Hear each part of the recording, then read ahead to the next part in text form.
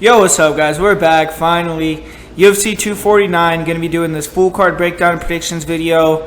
Going to be getting it out nice and early just because I've been really pumped. I've been going over these fights. I've already done, all my work on the fights. I'm going to keep monitoring them. I'll probably be giving some other videos regarding this event, as the coming weeks come on. But this is going to be the full card breakdown predictions video.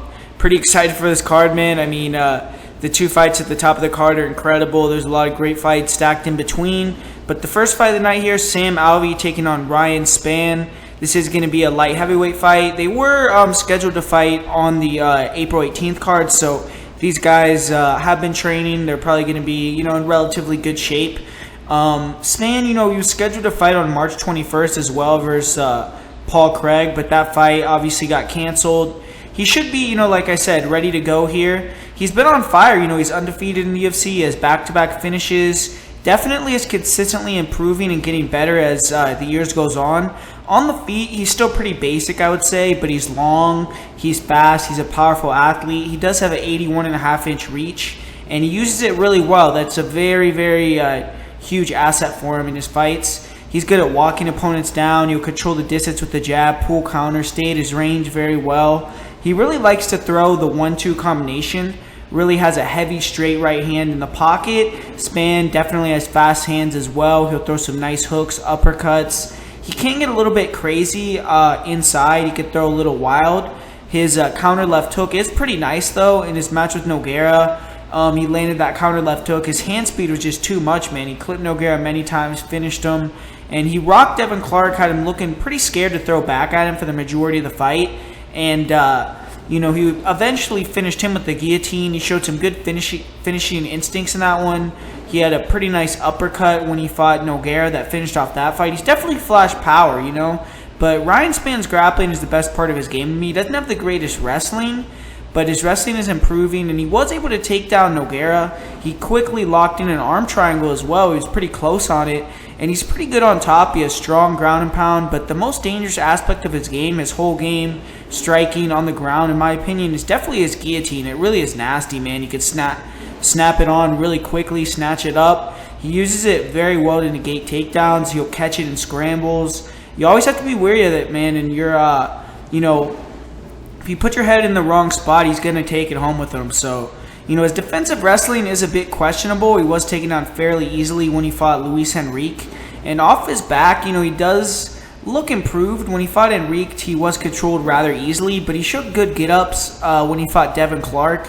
In this fight, obviously, with Sam Alvey, I don't envision him having to, defend that much of a wrestling-heavy game, but Sam Alvey, he's going to be making the switch. He was also supposed to fight on March 28th, but now with that card being scrapped, obviously he's fighting here, and he's lost 3 consecutive fights, so he's likely fighting for his UFC career here, and, he definitely is going to have a lot to fight for, but he fights similarly in almost every fight. He likes to play the counter game, look for a one-punch knockout. He is a southpaw, and he definitely has power. His 2 major weapons are his right hook and his left hand.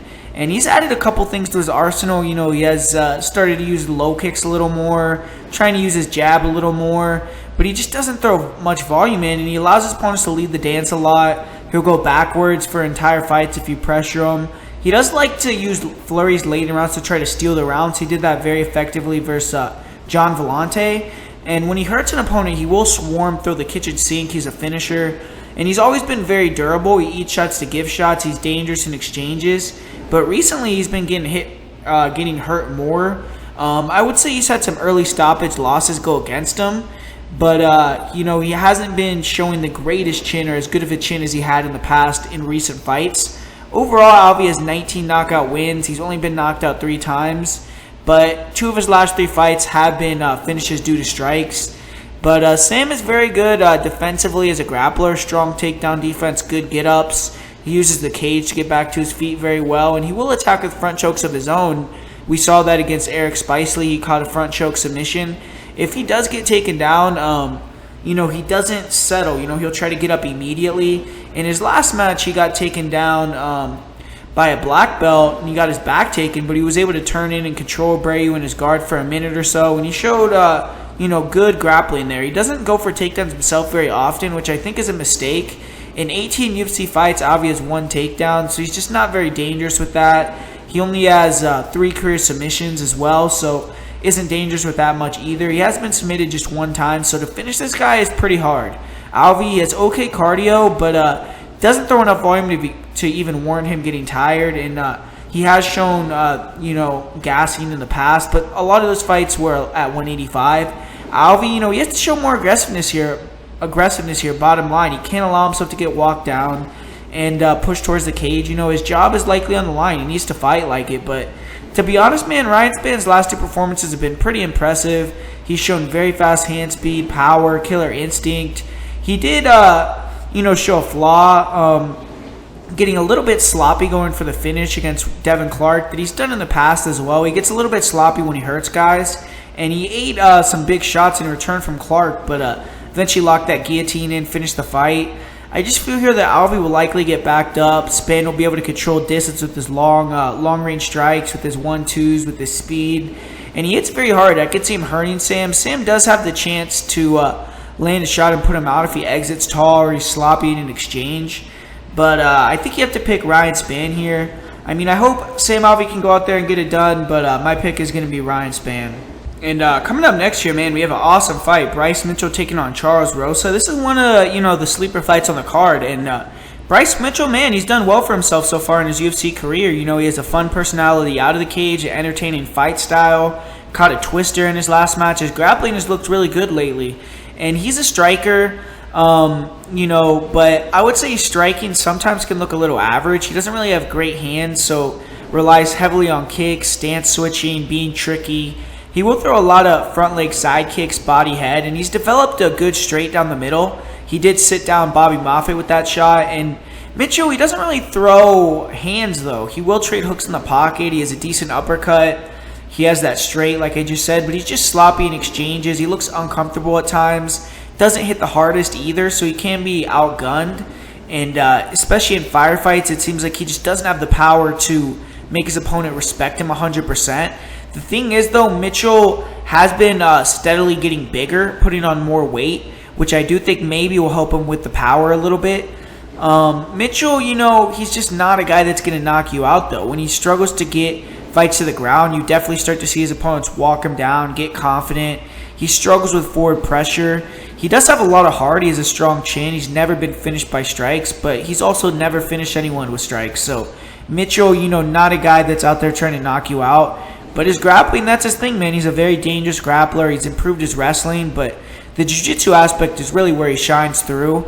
Good job of, timing singles, doubles, especially if his opponents are near the cage. He's also good at getting his hands connected, dumping opponents, and in top position, very aggressive. He loves to take the back. In his last match, he was passing very well. He was mounting like butter. He landed some heavy shots there, showed great riding ability. He was transitioning to dangerous positions and eventually caught a twister, man. So once Mitchell does take the back, he's very dangerous. He'll attack with the rear naked choke. He'll attack with arm bars. He'll try to get that crucifix position. It seems like everywhere when he can get a finishing spot, he's going for it, and he's going with a variety of different submissions. He's definitely worked his game on the ground to be very dangerous. But his takedown defense, is not the best. He almost welcomes being on his back, and he will attack Kimuras to counter takedowns, but hasn't been very effective with that in the UFC. Mitchell will, attack off his back. You can see that 10th planet influence. He'll use the rubber guard, good triangle, very flexible legs. He can create armbar triangle opportunities, and he's very good at attacking with elbows as well from inside his guard. He also has a nice half guard sweep. He's also very good at creating scrambles, but against high-level wrestlers with good top pressure, good riding ability, I think he's going to struggle. He has gotten held down in fights. We've seen that against Brad Katona, Tyler Diamond. And when he gets controlled on his back, he tends to get very tired. Mitchell, he tends to give his back to stand up as well. Katona was able to catch him in a rear naked choke. And Mitchell's a guy who fades. 8 of his 9 submissions have happened in the first round. He is 4-0 in decisions, but both his decisions in the UFC have been very close. His cardio is definitely not as good as Rosa's. In the third round, I think Rosa's going to try to put him on him if he's still there. And Mitchell's going to go out there, hard, try to take Rosa out in that first round, I think. But Charles Rosa, he's looking to play spoiler as a big underdog once again here. He was able to forward the plans of Manny Bermudez. He was a sizable underdog in that fight. And there was a bit of controversy there. He did hold the cage while he had the armbar locked in. Either way, Rosa got the first round submission, and he has another big opportunity here. And Rosa, he had a large portion of his career stagnate due to injuries. He needs to get going here. He is a karate striker, wide stance. He moves in and out. He's always switching stances, giving different looks, and he has nice kicks, inside, outside, low kicks, oblique kicks. He'll throw outside low kicks to round kicks to the body, along with the front leg side kicks to the body. Good 1-2s, nice straight left, straight right. He'll switch stances, and he's very fast closing the distance. He'll throw a nice left hook overhand right combination, but he can get wild with his punches. He can duck his head, and he can enter range with his hands down. He can wing a little bit with his overhands, with his hooks. He's a little bit susceptible to counters, but he has some nice spinning kicks, both to the body, to the head, jumping roundhouse kicks, spinning back fist. And he's good when he's going backwards, using movement, controlling distance. And if fighters can cut him off, though, force him to box or catch him with counters as he enters, he kind of can look a little bit ordinary. But he doesn't have the best boxing in close range. He can get very wild, hittable. So he needs to kind of keep this fight on the outside. Kind of these guys are similar on the feet. Shane Burgos did struggle early on with the movement, but eventually he was able to land some shots and take him out. And Rosa, he just gets caught in exchanges. He gets hit with a lot of punches, but he definitely is very tough. He has a great chin. The one time he's been finished in his career, he was still standing up, and he protested immediately. And he has 2 KO TKOs. He just isn't a big power striker. And but Rosa's good at defending. He's very good at defending submissions. He also, has decent wrestling as well. Like if he takes you down inside your guard, he's good at defending the triangles, passing the legs, getting to that wrestling ride position. His top control isn't the greatest. Fighters have been able to scramble on bottom against him, but he's relentless with his wrestling in certain fights. I mean, he'll go for multiple takedowns in a round. He'll continue to doggedly try to get him. He does do a good job of catching front chokes and scrambles. A lot of different front chokes, guillotines, anacondas, darces, Peruvian neckties, and it makes it dangerous to shoot in on him. And he can also, catch things off his back, which we saw in his last fight. He's very good with leg locks. He has nice sweeps, good arm bars, good triangles, and he's never been submitted in his career. He's also going to be the bigger guy here. He's competed as high as welterweight before, and one of Rosa's biggest assets are just his will and his cardio, man. He's willing to push through fatigue, usually wins that third round against everyone he fights, and in this fight, I think he needs to go forward, put your wrestling, heavy, grinding pace, be aware of the submissions, but just try to dog Mitchell out. And this is an interesting fight because there are paths to victory for Rosa. He can get the submission. He has shown he's good off his back and in scrambles. And Mitchell's given the back in the past, Rosa, his striking is awkward. I think he'll probably be the better striker here. But Brice is younger. He's improving every fight. I think he has the better wrestling. And if he can get the takedowns, I don't think Rosa will be able to get a submission from bottom again, most likely. Mitchell has a strong top game, good passing ability, good riding. He's going on a wave of momentum right now. And I think he just could get takedowns and kind of dominate by riding out Rosa or even getting a submission or TKO with ground and pound. The third round could get a little bit dicey if it gets there. But, my pick is going to be Thug Nasty, Brice Mitchell. Up next, we have another awesome fight. It's a rematch. It's Vicente Luque taking on Niko Price. And these guys fought a couple years ago. Vicente Luque kind of got a dominant victory. But, a lot of things have changed. And Luque definitely needs to bounce back here. He had a rough outing in his last fight. He got dominated. He got beat up very badly by Stephen Thompson. Luque is now going to be taking a step down in competition. He's facing an opponent he's finished before, and he's taken a lot of damage, though, since that fight. He's had absolute wars with guys like Wonderboy, Perry, Brian Barberina. And for Niko Price, he's getting a big opportunity here. He's looking to avenge a loss. He's facing Luque for a second time, and he was dominated in the first fight. He got hurt on the feet, then he got submitted. But Niko's done some good work since then. He's been trading wins and losses, but he just is coming off a highlight reel KO against James Vick. Seems like whenever this guy gets the victory, it's a highlight reel KO. And with this matchup, when I look at their first fight in 2017, both of their recent fights, I just don't see many differences. Luque still walks opponents down. He has that tight high guard, heavy low kicks, nice straight punch combos, knees, finishing instincts. Niko Price, to me, hasn't really changed at all. He's still the same wild, unrefined guy. He relies on his toughness and really relies on his opponents making a mistake. In the first matchup, Price had his jab shut down by the low kicks of Luque. He got walked down. He really didn't mount much offense there. And Price, he was aware of the counters, the straight punches when he opened up, so he really didn't want to throw a lot of volume. Luque was just very confident walking him down, was controlling the action against the cage. He was opening up with combos, and he had a ton of success with the straight punches. Price has always been very susceptible to straight punches, even throughout all his career. And he just stands a little tall. There's just always that chance with Price, though, that he can catch you with that KO, but that would require Luque to make a mistake, in my opinion. Luque is the better striker. He's a better grappler. I think he has more composure. He should win this fight. I don't expect this fight to go to the ground, most likely, unless Price panic wrestles when he's hurt. Price off his back really isn't great technically to me, but he's always looking to land that opening and finish the fight. I mean, he has 2 finishes off of his back in the UFC. But against a really good jiu-jitsu guy like Luque, I just don't think that's where he wants to be. Nothing from their first fight or their fights since have just made me think Price should win. I think Luque is going to finish him again here. I mean, I just don't see why people would pick Niko Price in the second fight. I don't think their styles have changed at all, and I think Luque is still a bad matchup for Price. And due to that, I got to go with Vicente Luque here. Up next here, man, yeah, this is a prelim. We got another sick fight. Jacare Souza taking on Uriah Hall. And Jacare, I mean, he's in search of answers. He's had back-to-back losses. He's been switching divisions, and he's making the move back down to middleweight. He had a split decision loss to Jan Blachowicz at light heavyweight his last time out. And he's getting up there. He needs to prove he still has it. He's 40 years old. A lot of people feel he doesn't have it anymore. And if Jacare can't beat a guy like Uriah Hall, man, it may be time for him to call it a career, but Uriah Hall, he's had a bit of a career resurgence, I would say, since moving to Fortis. He's won back-to-back fights. He is coming off one of the biggest wins of his career in Antonio Carlos Jr. And Hall's issues throughout his career have always been mental, man. He can't seem to put it all together on game day. This is his final opportunity to make a run, salvage the potential he once had. I mean, he's not young anymore, man. He's almost 36 years old.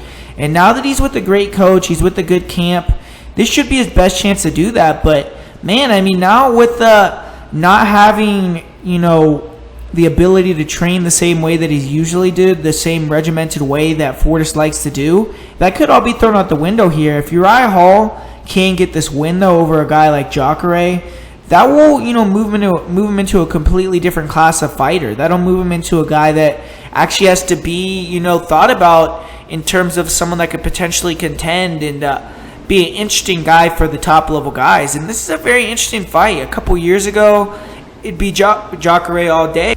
But, man, it's a new day. It's a new time. Uriah Hall's coming off beating another elite jiu-jitsu guy. He survived some bad positions versus Antonio Carlos Jr. And, he must be feeling confident. But ACJ doesn't have the power striking of a guy like Jacare.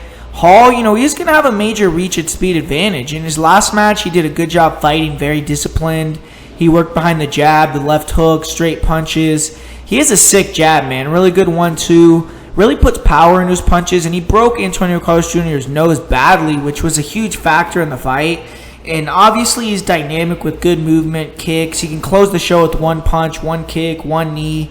And he's still a very dangerous fight for anyone, man. He still gets backed up and can just explode on you and finish you. There's a lot of times where he's being dominated. He comes back, gets the win. But he still, can be clipped with shots over the top. If I'm Hall, the game plan is simple. Try to pressure behind feints. Use the jab. Keep the fight in the center. Use lateral footwork. Don't let Jacare land. Don't let him get inside or get a hold of you. And I feel if he doesn't get Jacare out of there early, I think Jacare, a lot of people talk about Jacare's cardio, but I think Jacare is going to start going body head. I think he's going to start landing the hooks like he does. I think he's going to come over the top with the overhands, start looking for takedowns. I don't see Hall having that same takedown defense or strength in a clinch that Jan did. And Jacare, he showed improved head movement. And when he gets inside, he throws with bad intentions. He's also willing to eat punches to get inside, and I feel he's just much tougher than Hall. Jacare, he's been finished a couple times by strikes, but he has a great chin. To me, Hall is more chinny than Jacare, and in a lot of fights, Hall takes a beating before he comes back. And this fight, man, if he lets Jacare hurt him or lets him rock him, I think Jacare is going to end him, man. I also think Jacare is just much more high level on the mat than Uriah. Uriah did do a good job defending the rear naked choke against Antonio Carlos Jr., but Jacare's top game is just much more vicious and dangerous than Carlos Jr.'s, in my opinion. I'm just not ready to pick Hall over Jacare. If he beats him, Jacare may be done, but I'm picking Jacare, and I think he could knock out Uriah, or I think he could submit him. So I'm picking Jacare inside the distance here. Up next here, we got one of the, this is a good fight, name value-wise, I guess, but I would say it's one of the more, boring fights on the card. But Carlos Barza, you got to respect her. She's still hanging around near the top of the strawweight division. I mean, she's been here since the beginning. She's won back-to-back fights. She's beaten up-and-comers like Cynthia Calvillo, Alexia Grasso. She beat Jandaroba, and she's improved a lot since dropping the belt. She's had a stellar career, man, and she's faced another longtime staple of women's MMA in Michelle Waterson. Michelle, she was on the best run of her career. She had that 4-fight winning streak snapped against Joanna Jędrzejczyk. She was beaten down, but she performed valiantly. She had some good positions. She took the back a couple times. She landed a couple head kicks, but just was overmatched. She's getting a totally different matchup here with Carlos Barza, and to me, this is a weird fight. He has close decision written all over it.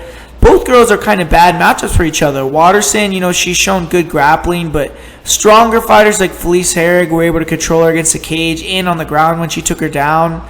If Esparza is able to get takedowns like she usually does, I think she won't have much issue holding down Waterson. I don't think Waterson will get beat up on bottom, and I'm not even sure if Carlo will be able to pass her guard, but I just don't see Michelle getting up often enough.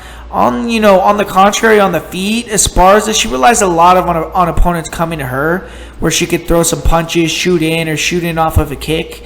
In this fight, Michelle, she has very good footwork. She's tight with her striking, evasive striking. I feel it'll be a lot harder to catch and take down Waterson off that front leg side kick than against most girls. But both girls, they don't have great hands. I would say Michelle's a little bit quicker. I think that has split decision written all over it. Man, I really don't want to spend much time on this fight. I don't really have a great read on it. I'm going to pick Carlos Barza by decision. Up next here, man, we got another super interesting fight. We got Fabricio Werdum taking on Alexia, Linic, Grappler's Delight here. And Werdum, he's finally making his return. He's been off 2+ years with that USADA suspension. And he's entrenched, as a massive favorite here, which is pretty interesting, because he's 42 years old now, but he is facing a fellow 42-year-old submission artist in Alexia Linic. This is a good test for Werdum. If he is to win, he can get a step up to see if he can compete for the belt again. If he loses, well, that would not be very good. But Werdum, he's coming off a very bad performance where he was knocked out stiff by Alexander Volkov. And Alexia Linic, he earned yet another submission victory in his last match. He was the underdog as usual, but he really dominated Maurice Green before getting the finish.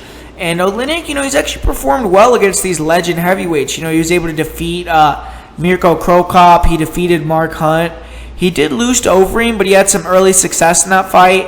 And this is another chance for him to get a marquee win on his ledger. He's been asking for this fight for a long time, so I imagine he likes the matchup. He's going to be ready to go. First off, I just want to say, man, Alexia Linic, he's a fucking gangster, man. He's had some awesome fights in the UFC. Sick first-shot knockout of Jared Roshaw. Went to war with Travis Brown, Curtis Blades, Overeem. Ezekiel choked a couple guys. He's just a dangerous dude. His striking, isn't the most technical, but it's very awkward, and he can knock you out. He plods forward, but can be very square. He loads up on a lot of shots, but he's super durable when he throws hammers. Solid low kicks also, but really his shots that are dangerous are his overhands, his hooks. He'll throw these casting hooks, very heavy overhands, nice uppercuts, and he actually slips pretty well. He can avoid a lot of punches, good forward pressure, nice clinch striking. He'll attack heavy to the body, to the head with the uppercuts and the clinch. He has a great chin also, man. He can eat bombs. He'll continue to come forward and just make it a sloppy war. He's good at surviving when he gets hurt as well. He usually gets TKO'd just from getting tired, but he pushes a crazy pace for a heavyweight. So does Werdum, so it's going to be interesting. I feel he could maybe clip Werdum if they just brawl. I think that's going to be his best chance of winning if it stays on the feet. But Werdum has good striking. He covers up a lot, though. He doesn't move his feet, and he can be open at times. He can open up, be susceptible to counters. We saw that against Stipe. He's also going to be older, a little bit slower. I would say his chin, hasn't been great his whole career, so I do feel Werdum has the wider arsenal of strikes. He'll throw jumping attacks, spins, probably has the better boxing, definitely has the better kicks, but he struggles with forward pressure. I could see him getting tagged over, a little bit over or around his guard. If he decides to strike or get in a sloppy trade, I think it could be, to Alexia's advantage potentially. I think Alexia has more KO power.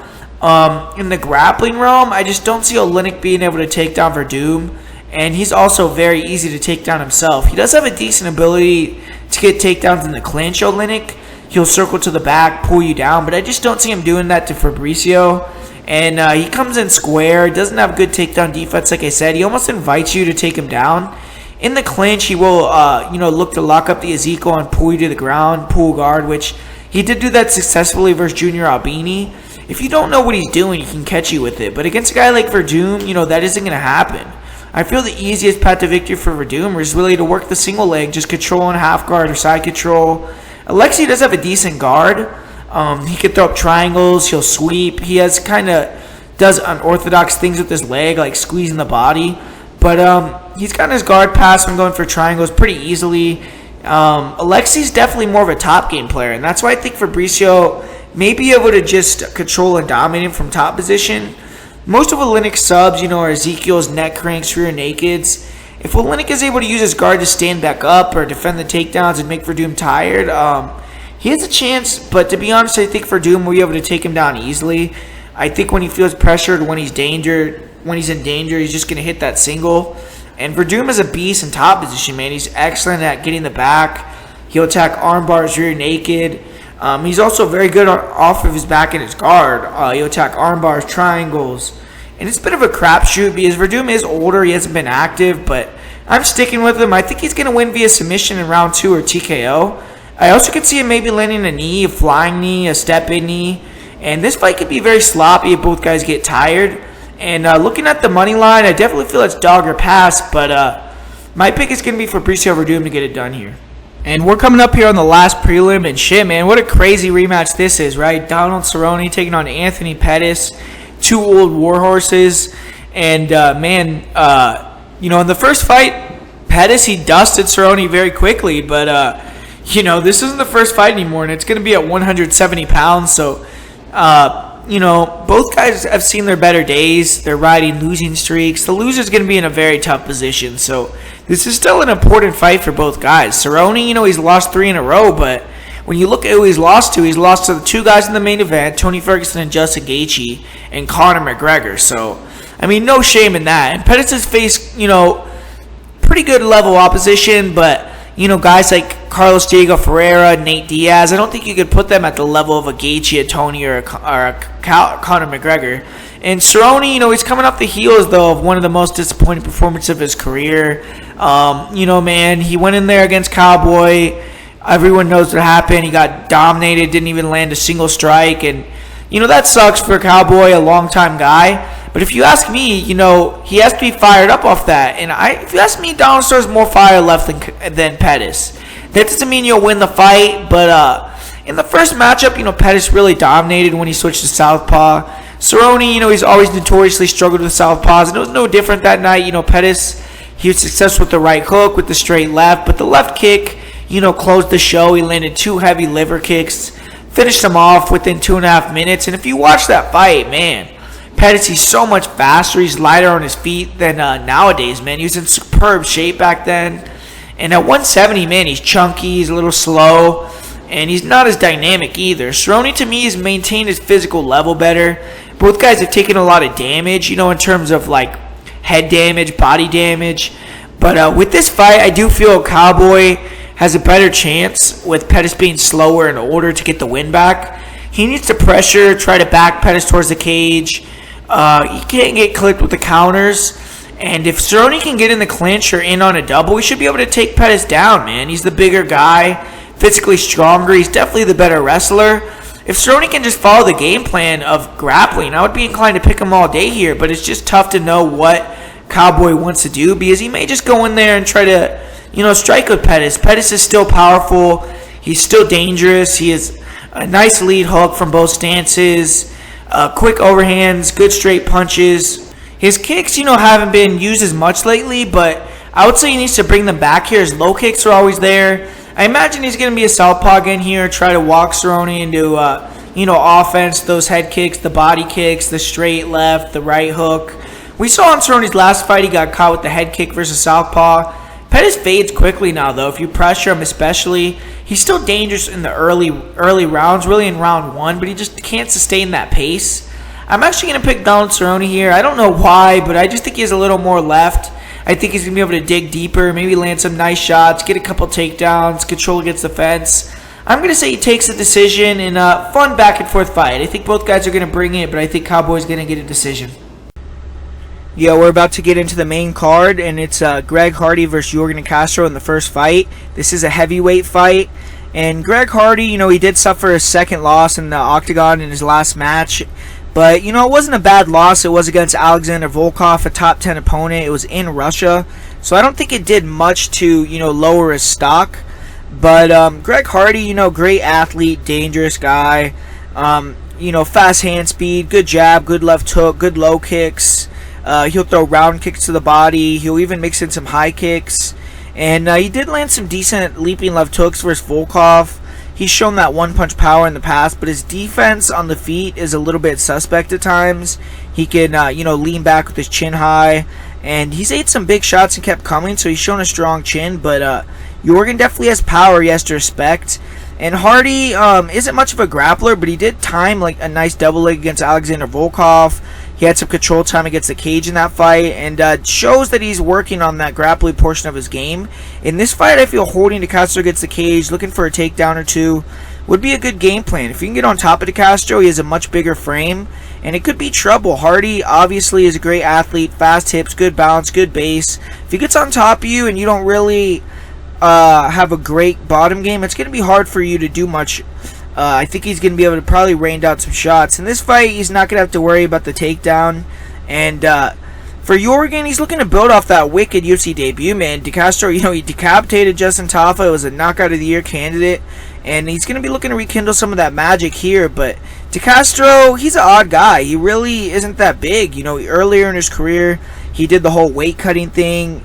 He fought at 205. He fought even at 225. But just didn't look as fast or explosive, and now he's decided to go the other way. He's put on size, even if it's a lot of belly fat. He tipped the scales at 265 in his last match. That's the limit. And with the extra weight, De Castro, he's still able to move, and he's light on his feet. He has a distinct advantage because of that at heavyweight. De Castro, good movement, and he likes to walk opponents into shots, into low kicks. He has really nasty low kicks. He showed that on the Dana White Contender Series. He also has a really powerful right hook, a good straight. He'll walk opponents into an overhand right, left hook combination. In his last match, he caught his opponent, Justin Tafa, with a perfect right hook, put him to sleep. Definitely has one-punch power. He also has decent kicks, a nice switch kick to the body, to the head. He'll even look for some flying knees. But, in some fights, I just not been that impressed with his defense or his fight IQ. He can load up on shots. He can get countered. He doesn't defend kicks well, and he also can clinch or throw kicks after he hurts his opponent to the head. Just kind of doesn't have the best finishing instincts, it looked like. In his fight with Raz Hilton, I didn't really like how he looked at all. He definitely took a lot of damage in that fight, and he's definitely improving. This is a good test for him. Another athletic guy who's also much bigger than him. De Castro, he does have 4 wins by KO in his 5 wins, and if he can knock out Greg Hardy, that would be a big statement here. Yorgan, he isn't a grappler, but he is improving. When he fought Alton Meeks, he was able to move, land. He got close to landing some flying knees. And when he was taken down, he showed good get-ups against the cage, which was an improvement from his previous fights. And his cardio is a question mark. He's only been out of round 1 2 times. I know some people are high on Yorgan, but I don't know, man. I'm just not sold yet. He hasn't shown me much. He can, he hasn't shown me he can compete with a long athlete. Yorgan, he has success countering fighters coming in who are slow, who lack athleticism. Now he's taking on a big, fast guy who doesn't need to get in Jorgen's range. If Hardy just plays smart, uses intelligent pressure, works behind that jab, feints, tries to get in, Jorgen is going to open up probably. He's going to load up. He's probably going to have success countering Jorgen. I've seen Jorgen rocked. I've seen him knocked out. And I'm going to have to go with Greg Hardy here. And I think Greg Hardy probably will win via first round knockout. Up next here, we have a fun fight. Calvin Kattar, Jeremy Stephens. And this is an interesting match, right? Because obviously Jeremy Stephens, he has his back against the wall here. He hasn't won in his last 4 fights. 3 losses, 1 no contest. But the thing is, against Yair and Zabit, who are, super prospects in that division, he won the 3rd round, and arguably if those fights would have been 5 rounds, he could have potentially won those fights. So he's kind of on the cusp. He's still hanging around. He's still showing that he's competitive, but he just hasn't been able to put these wins in the win column.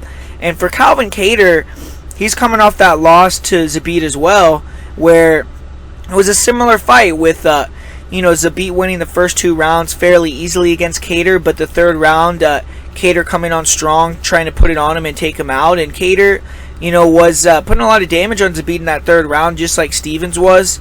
So, both these guys, they like to stay on the feet. Calvin Kattar, he's much more technical. Great jab, great 1-2, good check hooks, just very fluid, throws very straight, fast punches.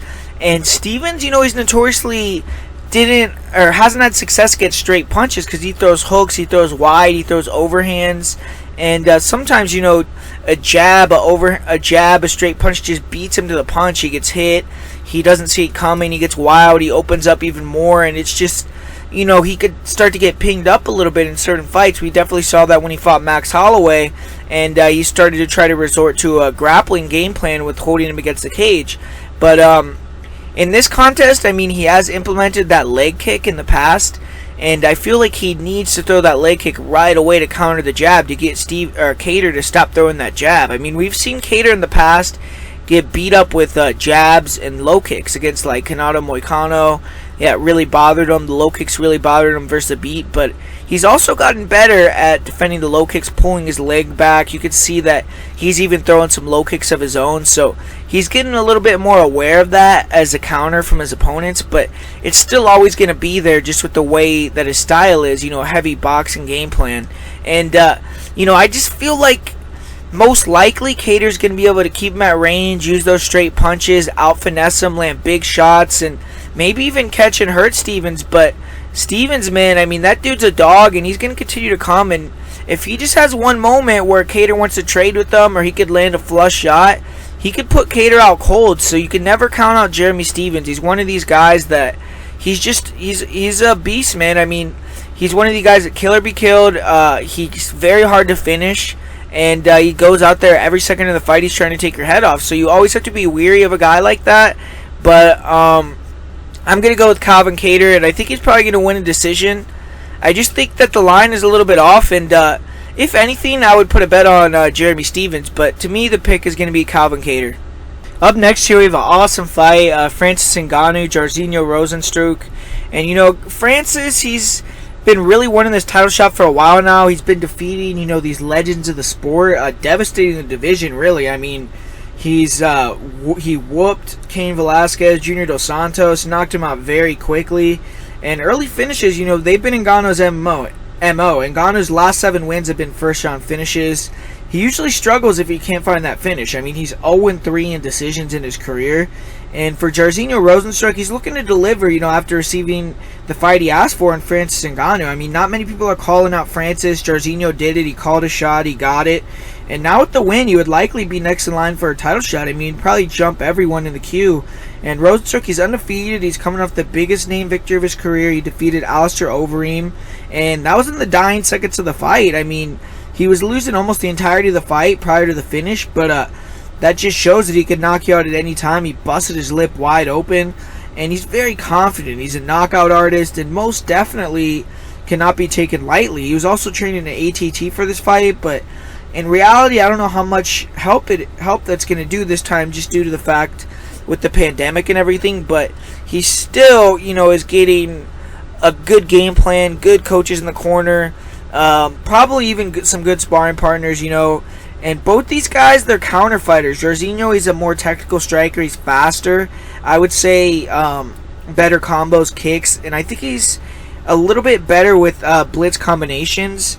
Better point scorer. And Francis, you know, he has a chance to get the KO. But if he doesn't early, I think Jairzinho is going to land some counters, low kicks, get Francis a little bit gun shy. And we've seen Francis, you know, do this before versus guys like Derek Lewis. I think a lot of guys are nervous about the speed and the countering ability, obviously the power of Francis, and they'll throw wild or they'll try to cross the distance, get hurt, do something stupid. And Francis is a king at, you know, when you make a mistake, he makes you pay and takes you out for it, especially early. He's probably the most dangerous guy in the UFC. But Jairzinho, I don't think he's going to be scared to strike with this guy. I think he's going to be in his element. I think he's going to be very calm. And he's a seasoned striker with a ton of confidence. He can eat bombs. I mean, we saw that against Overeem. He was eating these shots, continue to come forward. And I just don't see him getting out of position like a JDS did, or losing composure and trying to close the distance hastily like a Kane or a Overeem did. Francis maybe could try to mix it up and grapple. That could change the game. The thing is that Francis doesn't do that. I just think Jairzinho is going to outstrike him and get a TKO or decision victory. So, I think this could be a boring fight potentially, but my pick is going to be Jairzinho Rozenstruik to get the upset here and, you know, turn a lot of heads here at UFC 249. Man, here we go, baby. These two fights, I'm pumped for this fight in the main event. Henry Cejudo, Dominick Cruz. This is a hell of a fight right here, man. Henry Cejudo, he's getting back in the cage. He did have some injuries, some bad luck, and he was originally, you know, scheduled to fight in Brazil against Aldo, but obviously that's all changed now. He's now fighting Dominick Cruz in Florida, and he is coming off a shoulder surgery. He hasn't fought in about a year, but he's been calling out the big names, the legends of the division, you know, and he's getting what he wants here. He's set to face who in my opinion, is probably the best bantamweight of all time in Dominick Cruz. And defeating Cruz, even an older Cruz, is a huge feather in the cap for Cejudo. On the feet in this fight, I think Henry, he should look to, you know, attack the body, throw a lot of kicks. Henry has a very nice leg and body kick, and Dominick is very hard to hit to the head. He has some of the best footwork, head movement in MMA history. And along with that, he's a lot taller than Henry. I think Henry is really going to struggle to hit Cruz to the head unless he can back him up or starts really landing effectively to the body. Henry, I don't think he's going to have much success striking to the head. He does have an excellent jab. He took over the fight in his last match, walking his opponent down, throwing the straight, throwing the jab, and he landed that straight punch over and over on Brice. But Brice was very tired. He slowed down considerably. And Henry, though, he's very fast. He's dangerous closing the distance. Good hooks. He packs power inside especially. And if he can get Dom to trade or just time a right hook, he could definitely rock him. I think the only time Henry really should open up with combos is when he has Dom against or near the cage. You know, I don't think you should try to trade with him in space, like, or in the center. Henry, you know, he can bite to a lot of feints, and he gets a little bit flat-footed at times. That's something he can't do here. He can't get frustrated. He can't start to wing punches. He can't start to stand in front or get flat-footed, or he's going to get outclassed here. To me, Cruz, I mean, he's smoother on the feet. He has much better footwork. He doesn't load as much. He's clearly the better technical striker, but Henry has that doggedness. He has the power, and if he can continue to land body kicks, low kicks, ultimately back up Cruz, he could maybe land a big shot. I mean, Cruz plays with his hands down, and Henry hits hard, so he could close the show. But everyone talks about Henry's gold medal, and he is an elite wrestler. I mean, his single, his double legs are absolutely sick. He has an excellent cradle, good front headlock, and he uses that to control a lot of opponents. When he fought Demetrius Johnson, he was able to control him on the mat inside of Johnson's full guard. And against Dom Cruz, though, I just don't see him being able to control Cruz on the mat, or vice versa, really. Both guys are such incredible scramblers. I just don't think Dom will be very worried about giving his back or being in a bad position to stand up, because Henry isn't a submission threat, and Cruz is the guy who's more dangerous in top position, in my opinion, especially if he could take the back. Henry has never earned a submission, and usually when he's taking you down, it's more about control, changing it up, just trying to win on points. I do think Henry should try to time takedowns and just get Dom thinking about him, but I just don't think he's going to be successful holding him down. If he can't successfully land a couple, then maybe he could start to feint the takedown, land shots over the top, In his last match, he did land some heavy elbows from half guard that finished Marlon Moraes off on the ground. And Cejudo's cardio, his will to win, is top notch. I mean, him and Cruz both have elite mental toughness. They won't quit in there. But Dom Cruz, man, he's back again, and he's trying to do the unthinkable twice. I mean, winning the belt after only having one fight in 5 years prior. And injuries have plagued Cruz's career, man. But when he gets in the cage, he's brilliant. You know, Cruz is extremely well-rounded. He's beaten the who's who of the division. He's largely dominated. And Cruz, you know, he's beaten the old guard with Uriah Faber, the new breed in TJ Dillashaw. He holds wins over Demetrius Johnson, 2 victories over Joseph Benavidez. I mean, both those guys have a win over Henry Cejudo, and he's going up against the odds here once again. I mean, hasn't fought in 3.5 years. He's 35 years old now. And it's going to be interesting to see how he can keep pulling this off, or if he's going to look old. But, you know, if Cruz comes back and regains the belt, I mean, he cements his legacy as one of the greatest fighters of all time, regardless of weight class. When I hear people talking about this fight, man, all I hear about is, you know, oh, Dom Cruz is old. Dom's always injured. Why is he even coming back? I mean, the fact of the matter is, to me, is Cruz did this already. He came back. He got the belt from TJ. I think he's the best bantamweight of all time. He's clearly an incredible fighter. And, you know, obviously he's still hungry and he feels like he has something to prove. So that's why he's going to come back. He has unfinished business, I feel like, probably. I mean, I feel like maybe that loss to Cody didn't sit well in his head. But, you know, I have no problem with him coming back. I expect him to be ready to fucking go. And everyone wants to talk in hindsight about the Cody fight. But, man, I mean, that was an amazing version of Cody who probably would smoke a lot of people in that division. Also, that was an undefeated Cody. Cody had all the confidence in the world. And for Cruz to take this fight short notice, you know, in this sort of pandemic, I have a feeling he will be ready to go. I think he's going to be in shape. I think he's going to show his 100%. Will it be enough? I mean, that's what we're going to have to find out. But I just don't like all the Cruz disrespect, man. The confidence on Henry is baffling to me, man. People must have forgot, man. Cruz, he's 13-1 at bantamweight. You know, 8 of his last 9 fights have been title fights. He's 8-1 in those fights. And Henry, I mean, he's 6-0 at bantamweight in his career. But when you look at it, he's only fought one legit bantamweight. He fought Marlon Moraes at 135. He fought TJ at 125 and TJ depleted himself completely. So, I mean, I just don't know how people can look at these two guys' careers and see Cejudo as an overwhelming favorite. I mean, even in Cruz's last match, he did lose for the first time in 8 years, but it was a sick fight. I mean, he was still able to win 2 rounds. And I think Cruz is going to do what Cruz does here. I think he's going to feint, you know, fake, move. I see him throwing a lot of low kicks. I think he's going to try to walk Henry into punches, into kicks. You know, attack the uppercuts, the hooks, the overhands. And Cruz is just funky, man. I mean, he's hard to pin down. I think he's going to throw more volume than Henry.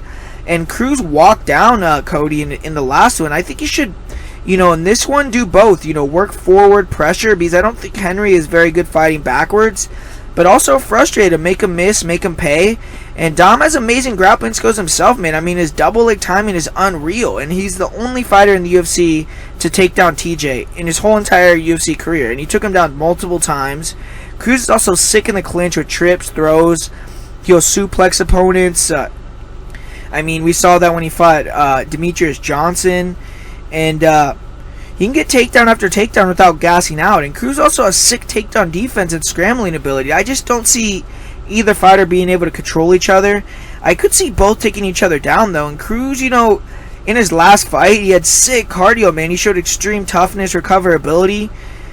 Man, I just don't see Cejudo being able to strike moving backwards like Cody. And he's likely going to have to press forward to have any success. And if Cruz starts walking him down, I think he's going to 100% have success here. Cruz has the better cardio, I think. He's never been finished by strikes. I think he's, you know, very hard to break mentally, almost impossible.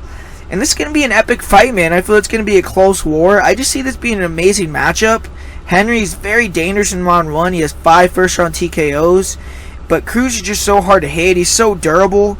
I just don't see him getting finished, especially early on. Cruz, you know, he only got submitted that one time when he was 21 at 145 against Uriah.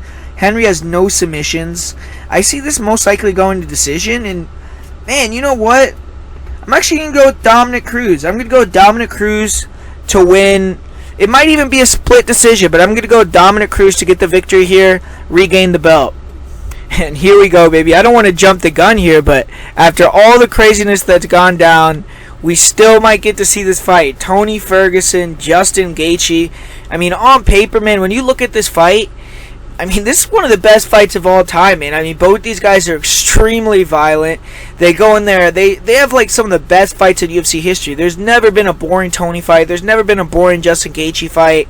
They're going to put him in there. I mean, this is going to be fucking chaos, man. I mean, after all the craziness that's gone down, I mean, we're still going to see Tony Ferguson compete, I hope. And the, UFC resident wild man, that's what, people like to call him. And he's been, the one constant throughout this whole saga. He's staying 100% committed, ready to go. I mean, he even went as far as making weight for this fight when it didn't even take place for April 18th. He's a machine, man. He's just on a mission right now. The interim lightweight title is on the line. He has the chance to become the first two-time interim champion in UFC history. And the guy that's going to be in his way is Justin Gaethje, man, who's getting a massive opportunity. He has the chance to end one of the best win streaks in the history of the UFC, take the interim belt. And Gaethje accepted this match for April 18th, so now he's had almost 6 full weeks to train, which, I mean, that's almost a full training camp. He has no excuses heading in here. He should be confident, ready to go. And, man, when you look at this fight on paper, I mean, both these guys are coming off destroying dudes. I mean, Justin Gaethje, 3 knockouts in the first round, all in a row. Tony Ferguson, I mean, he came back after that gruesome injury that he had after the Kevin Lee fight. He's destroyed Anthony Pettis, down Cerrone, made both of them quit. And, Justin, he did kind of get to feast on a little bit of Tony's, after Tony beat down on Donald, broke his face. Justin was able to fight him shortly after that. So I definitely think, Tony fought the better version there of Downward Cowboy Cerrone. But, when you look at this fight, I mean, extremely fucking interesting, man. I mean, you see Justin Gaethje now, he's gotten much better with his footwork, a lot tighter with his punches. He doesn't throw as much. He used to throw a little bit wide and wild from too far out, and that's where he would get countered coming in. He'd get hit with straight punches. Now he's gotten a lot better at using his footwork to close the gap instead of throwing wide punches.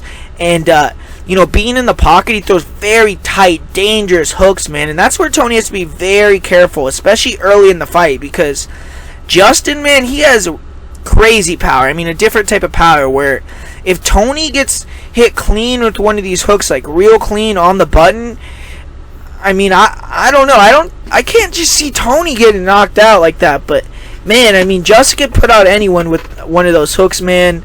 And he has the leg kicks as well that are going to be a big factor, I feel like, just solely because Tony likes to use a lot of movement. He spins a lot. His legs are going to be available, and if Justin can start to wear him down with the low kicks, then maybe, he could get Tony more stationary, force him to brawl. It'd be more of a Justin Gaethje type fight. And that's where Justin maybe could, get a accumulation knockout, a couple knockdowns, and finally finish him off or something like that. But the thing with Tony, though, man, is just, fuck, I mean, once he starts to read your timing, he starts switching stances, he's rolling with all your shots, he's walking you down, it starts to become a different game, man. I mean, he really starts to just take over and just beat the shit out of guys. And you see that in a lot of fights. Like, you'll see Tony against Pettis, like, after a while, he's walking him down, he has him against the cage, he's going body, head, he's throwing low kicks, elbows, and he's just destroying them, man. He's putting it on these guys. In this fight, man, I just think he has to, stay long, long uppercut, straight punches, front kicks to the body, hard inside leg kicks, jabs. I mean, we've seen Justin really struggle with jabs. He gets jabbed up a lot, and when you go body head on Justin, I mean, he has that thing where he likes to cover up, he likes to kind of, use a shell and then wait for you to throw, kind of try to time you, catch a quick counter, real tight punch, and knock you out.